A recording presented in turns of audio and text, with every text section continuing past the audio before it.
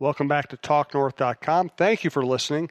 If you can, please download before you listen. It helps our business. I'd also like to thank our producer, Brandon Morton, and let you know if you'd like to sponsor this program or any of the programs on the network, you can reach me at jsouhan47@gmail.com.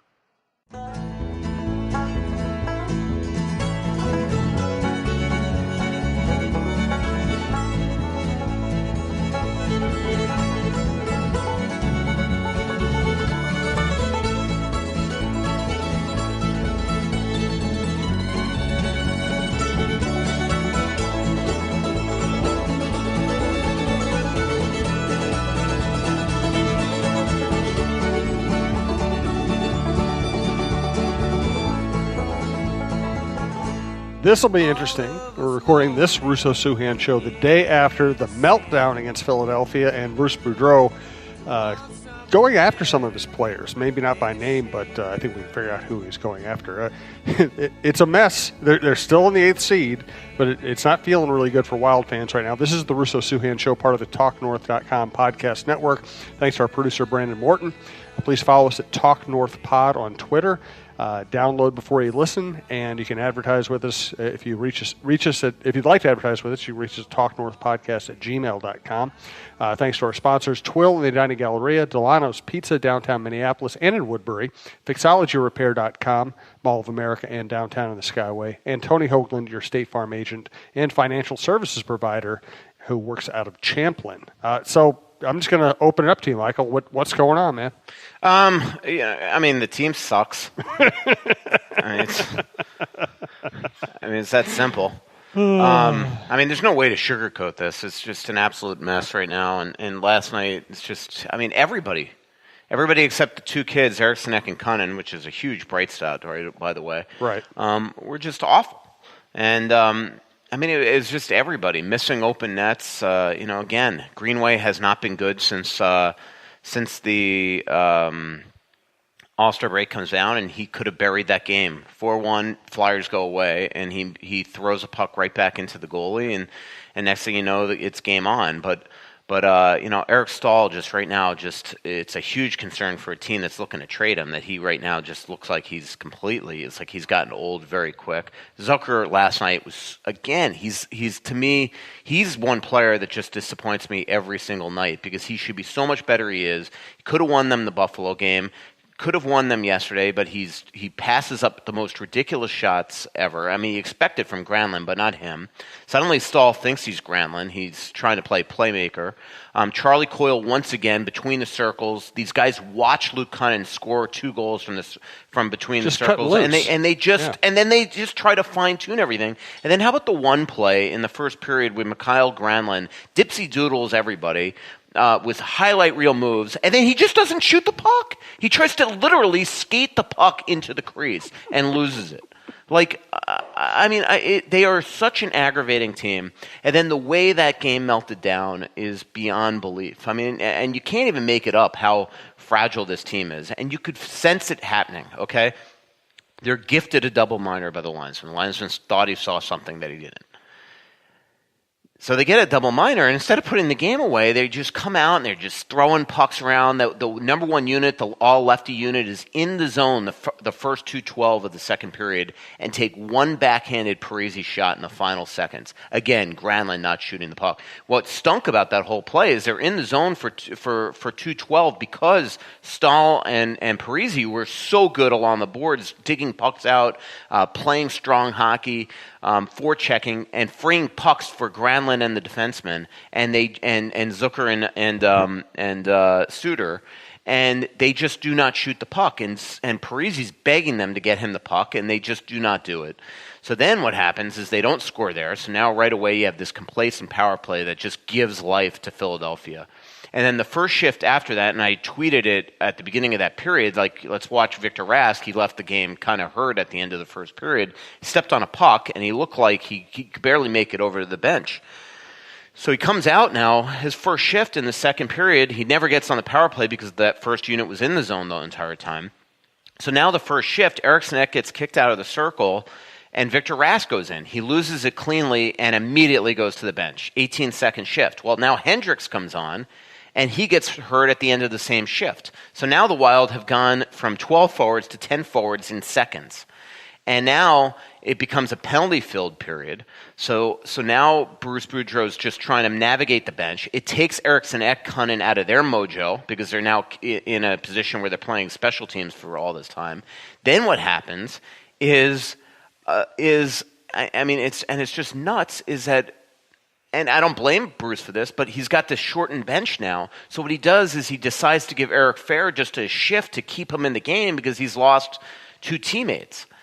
So again, you're going with 3 lines. You can't go for 3 lines for 35 minutes. So Fehr gets a charity shift there with Granlund and Parise. And what does he do? Takes a boneheaded penalty. So you just know they're one of their best penalty killers is in the penalty box. You just know that it's probably going to end up in their net, and it does. And now it's game on. And then it's just unbelievable. And then they still wind up taking a 4-3 lead. And what happens is just a horrific line change, especially by the left defenseman, Bitetto. He's the one guy that needs to have his head up the ice, and he doesn't. He goes off with Brodin, and it's just a cluster, from there. And then it's 4-4, it's fine.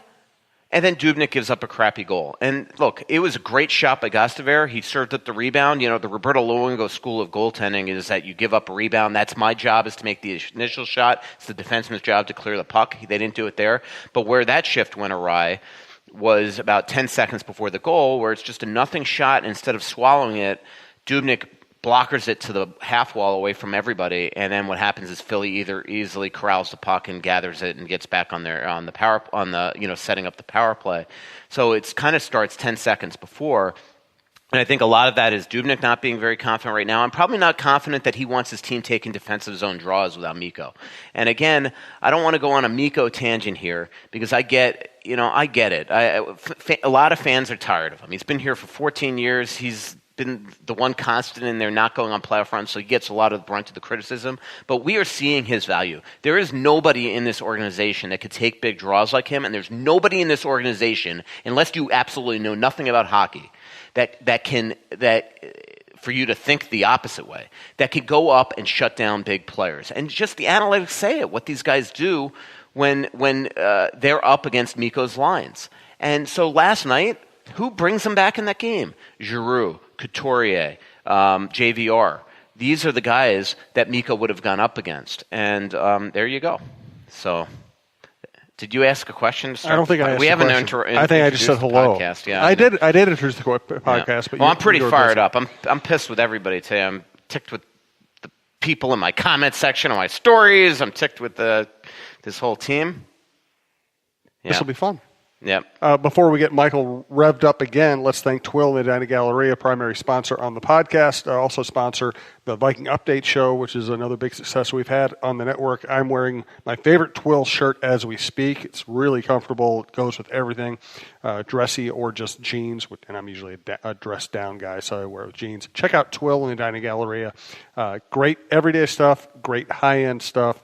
Great gift stuff you can buy for gifts, great novelty stuff, and a really friendly, low-key atmosphere. Jim usually doesn't like to shop for clothes. I don't like it when he shops for clothes either, because he used to buy stuff I'd want to throw out.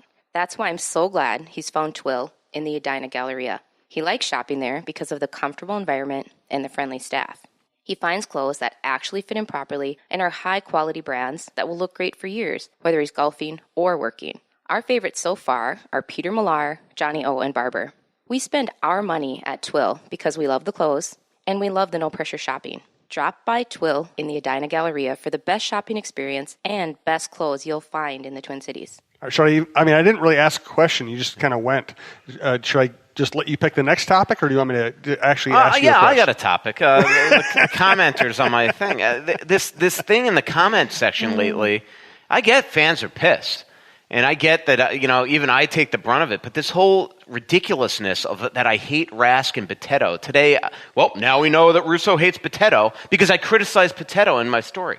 Well, you know what? I criticized about 15 players in my story, but somehow it's there that Bitetto is now who I hate. When I think I've made it clear on this podcast and all over the place that I love the guy. He's got the great New York accent. Couldn't be nicer.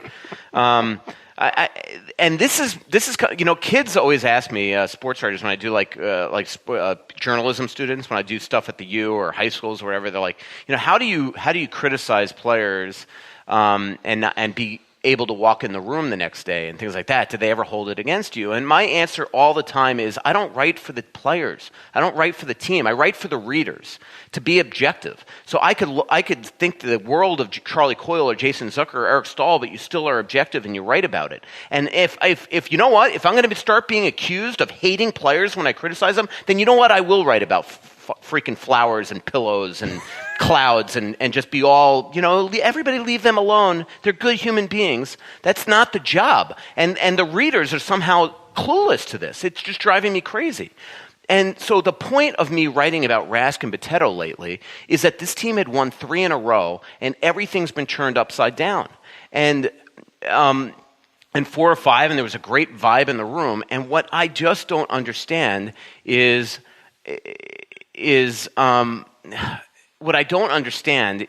you have a team that had just traded for Brad Hunt.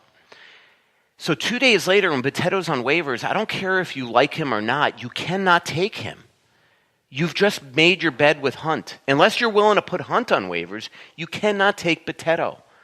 And what Paul did is he took Bitetto, and it created this belief amongst the fan base. Oh, something big's going on. They're about to trade Spurgeon or Brodin or Suter. No, and I kept on saying no.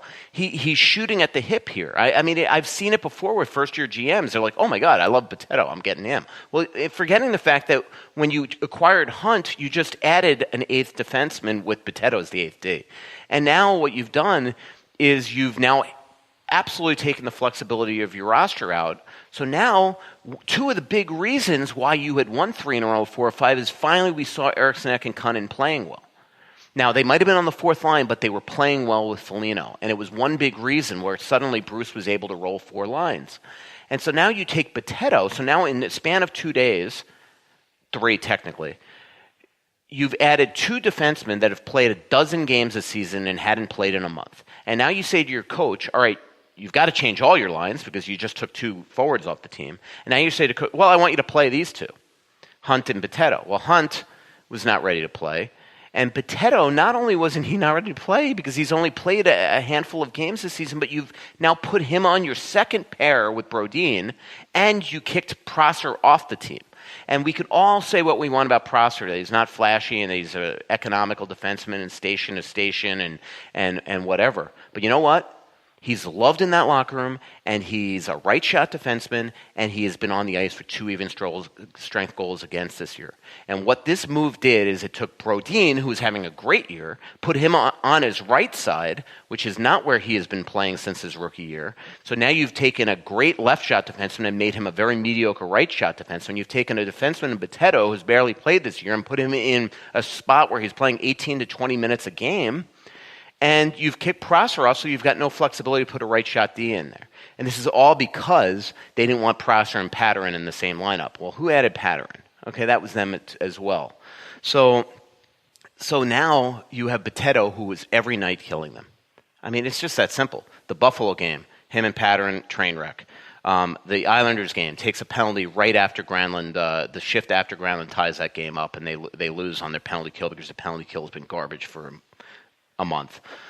And then last night, he and Brodin, again, it's him and Brodin on the line change that led to the Giroux goal. It was him and Brodin on the one where Sanheim took Bitetto wide, and Brodin just left his guy, again, because he's not kind of used to being in that area. I'm not trying to make an excuse for him. Brodin's got to be better. He's a veteran defenseman at this point. But, you have a guy that's on his, if Brodin's on his left side, he's definitely not walked by Sanheim.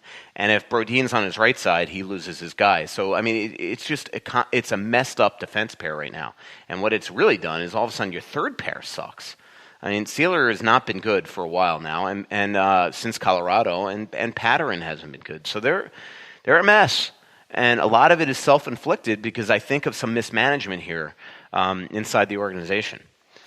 I want to get, one of the things I love about podcasts and this podcast and this network is we don't just have to do straight what happened yesterday, topical stuff. We can actually break off and have some other conversations. I want to have one of those conversations next. First, let's tell people when our next live show is. Michael, it is